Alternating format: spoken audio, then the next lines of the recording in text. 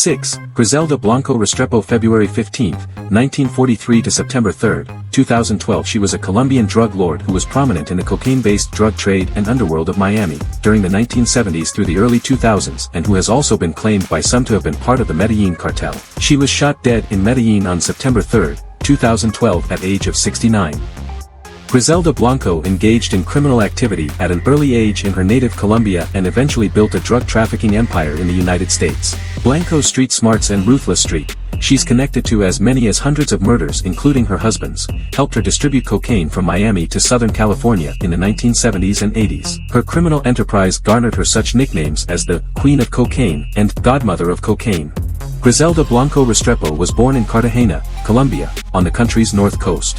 Blanco had become a pickpocket before she was a teenager. To escape the sexual abuse of her mother's boyfriend, she ran away from home at the age of 19, resorting to theft for survival in the city center until the age of 20.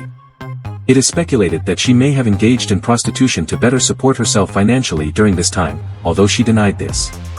Blanco and her first husband, Carlos Trujillo, first started a marijuana dealing enterprise in Colombia. In 1964, after divorcing Trujillo, Blanco illegally entered the United States with fake documentation, under an assumed name. She would end up settling in Queens, New York, with her 3 children and second husband Alberto Bravo, a cocaine smuggler for the Medellin cartel.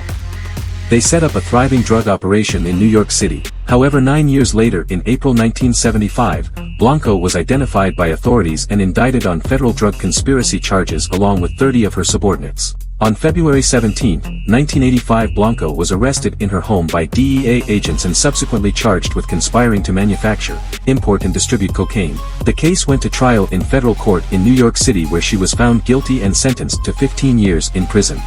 While serving her sentence, she was charged with 3 additional counts of first-degree murder by the state of Florida. The prosecution made a deal with one of Blanco's most trusted hitmen, Jorge Ayala, who agreed to testify that Blanco had ordered him to carry out the killings. However, the case collapsed due to technicalities relating to a phone sex scandal between Ayala and 2 female secretaries employed at the state attorney's office. In 1998, Blanco pleaded guilty to 3 counts of second-degree murder and was sentenced to 20 years in prison to run concurrently. In 2002, Blanco, a lifelong cigarette smoker, suffered a heart attack in prison. In 2004, in light of her frail health, she was granted compassionate release from prison in the United States and deported back to Colombia. Death. On September 3, 2012, Blanco and her pregnant daughter-in-law went to the Cardizo butcher shop on the corner of 29th Street in Medellin. As she exited, an assassin on a motorcycle shot her twice in the head, killing her. The act mimicked the assassination style that Blanco practiced during the Miami drug war.